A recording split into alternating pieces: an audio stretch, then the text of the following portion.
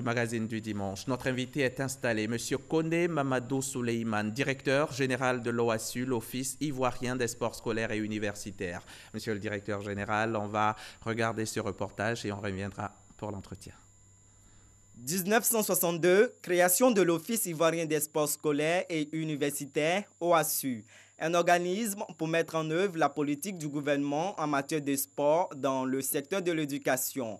L'OASU devient, dès les années 70-80, un vivier de talents et de trophées pour le sport en Côte d'Ivoire. Youssouf Fofana, Aboulaye Traoré, la ministre Kandia Camara, ces anciennes gloires du sport ivoirien sont une illustration. Dans les années 90 et à la fin des années 2000, l'OASU subit les effets des crises sociopolitiques, manque d'infrastructures, de financement et baisse des niveaux des compétitions. Depuis 2012, le gouvernement injecte plus de 4 milliards de francs CFA pour la relance du sport à l'école. Les stratégies mises en œuvre par l'État améliorent la pratique du sport scolaire et universitaire. Le gouvernement souhaite consolider ses acquis et faire de l'OASU le creuset du sport national en Côte d'Ivoire. Monsieur le directeur général, l'OASU a été par le passé un véritable vivier pour le sport national, mais aujourd'hui les indicateurs sont en baisse. Qu'est-ce qui explique cela? Effectivement, quelqu'un disait un autre temps, un autre monde, d'autres contraintes, de nouvelles contraintes. C'est ce qui est arrivé à l'OASU. La population scolaire a augmenté, j'allais dire, de façon exponentielle, alors que les moyens dédiés à ce secteur sont allés en sens inverse. Tous les avantages qu'il y avait également autour de la pratique sportive à l'école, que ce soit au niveau des internats, au niveau des bus pour les étudiants, tous ces avantages-là ont disparu avec le temps, faisant que ce secteur est allé en baisse.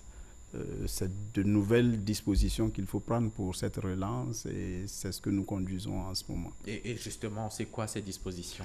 Déjà, la mission actualisée de l'OASU, c'est la relance du sport à l'école. Ça a été de restructurer l'OASU pour le rendre apte à la mission. Il est parti donc d'une direction, une simple direction avec 2 sous-directions, à une direction générale, 4 départements pour couvrir véritablement la mission. Le réexamen et la redéfinition du format des compétitions. D'accord.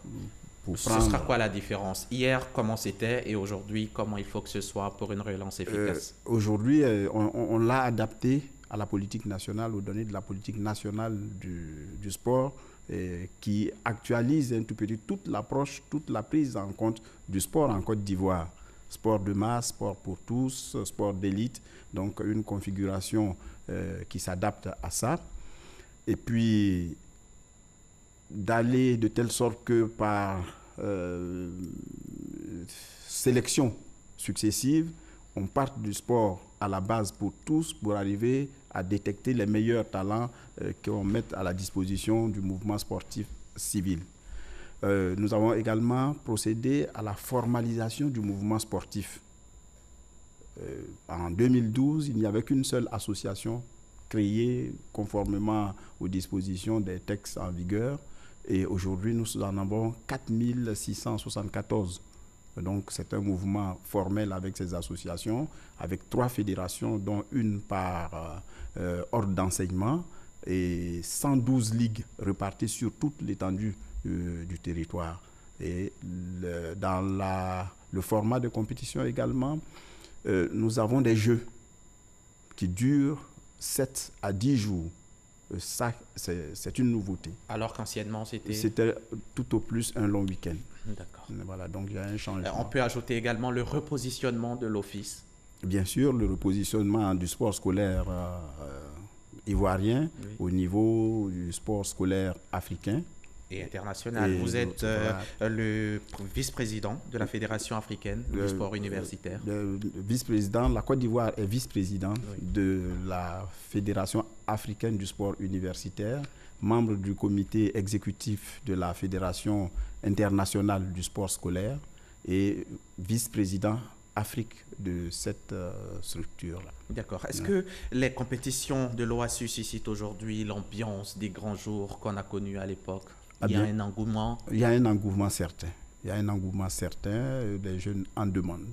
C'est l'environnement qu'il faut adapter. Le besoin et l'engouement n'a pas changé du tout. Mais l'environnement.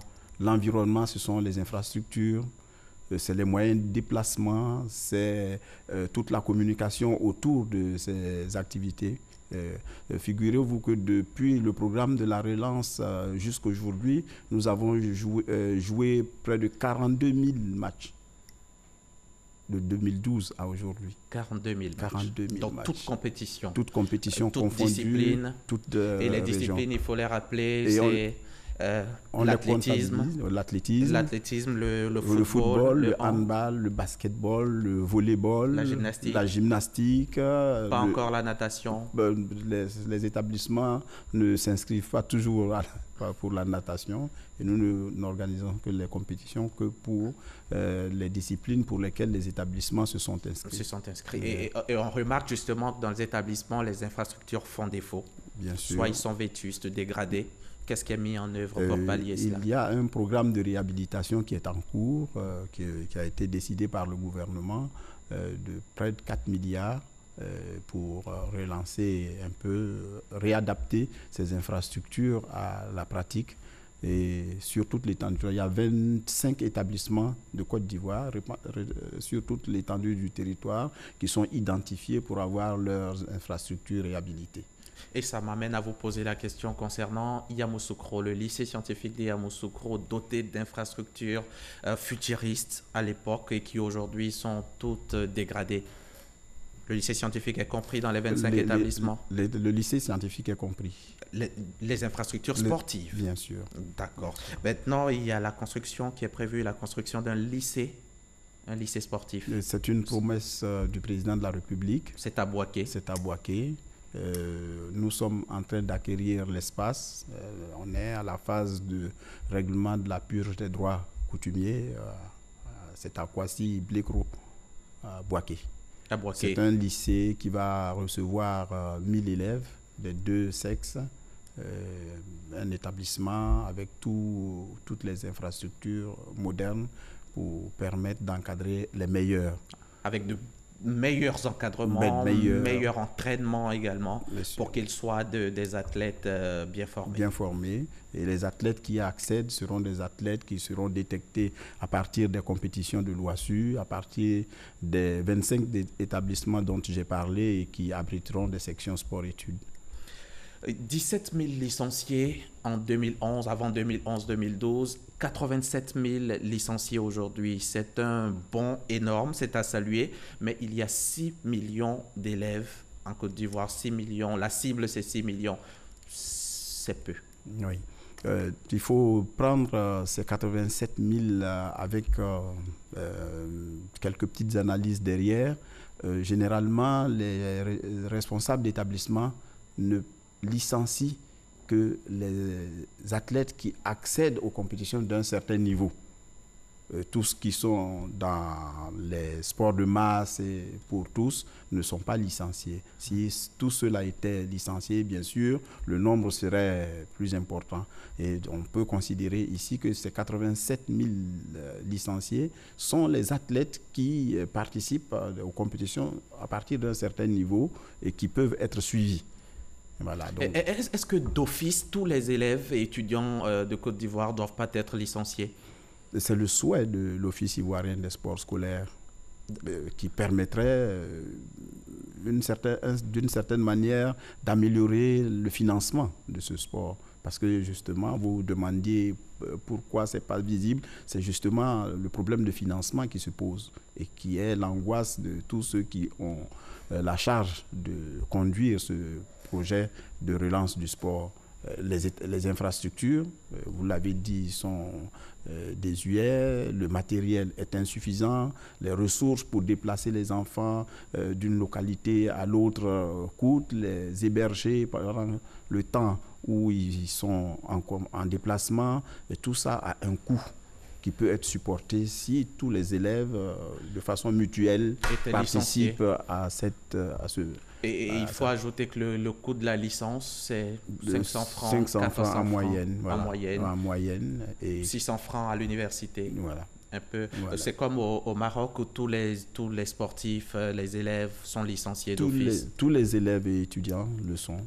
Et ça permet justement que le Maroc a un leadership formidable sur le sport scolaire. Un leadership avéré. Voilà, 6 millions d'élèves et étudiants en Côte d'Ivoire. Ouais. S'ils sont tous licenciés, ça vous fera une cagnotte 3 milliards. 3 milliards. Et le programme de réhabilitation peut être soutenu à partir de là, des compétitions améliorées, l'encadrement, la formation des formateurs, la participation aux compétitions au niveau international est assurée. À partir de là. Il faut peut-être une discussion avec nos autorités, le ministère de l'enseignement supérieur, celui de l'enseignement de l'éducation nationale, la formation technique et professionnelle, peut-être pour que à la rentrée, les étudiants puissent s'acquérir. Puisque même ceux qui ne pratiquent pas le sport, les 500 francs qu'ils payent pour la licence, ça sert aussi d'assurance. Ça sert d'assurance. L'assurance les prend en charge pour tout ce qui prépare à la compétition et à la compétition. Justement, il a été mis en place une plateforme de collaboration entre le ministère des Sports, le ministère de l'Éducation nationale, le ministère de l'Enseignement supérieur pour plancher sur ces questions. Et je suis le président de la commission de sport scolaire et je crois que cette proposition-là sera faite. Et si c'est adopté, ça sera salué et ça va véritablement booster la pratique du sport en Côte d'Ivoire, dans le sport scolaire et universitaire. Mais dites-nous, quelle est la participation de la Côte d'Ivoire aux compétitions scolaires et universitaires internationales? Cette participation, c'est qu'elle est assez mitigée. Oui, c'est les faibles en termes de participants. Mais généralement, en termes de résultats, on pourrait se satisfaire. En termes de participants, on revient au problème de financement. Financement. Lorsque on part avec une délégation d'une dizaine de personnes, à côté d'autres pays qui viennent avec 50, 100, 200. Voire 200 athlètes. Il faut dire que récemment au Maroc, vous n'aviez que 6 athlètes. 6 athlètes. Et avec une médaille remportée. Remportée. Et voilà.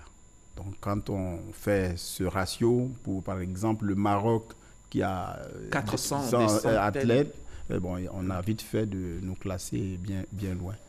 Parce que toujours le problème de financement, le problème des infrastructures adaptées. Et il faut rappeler que Ruth Babi, Cissé Seck, Cheikh Salah, Marie-Josée Talou, tous ceux-là sont des transfuges du sport scolaire universitaire. Justement, je voudrais profiter de votre micro pour lancer une invitation à nos athlètes, nos Didier Drogba, Talou, à venir coacher ce milieu. Ce sera un bon retour à la Côte d'Ivoire. Merci. Voilà. Merci.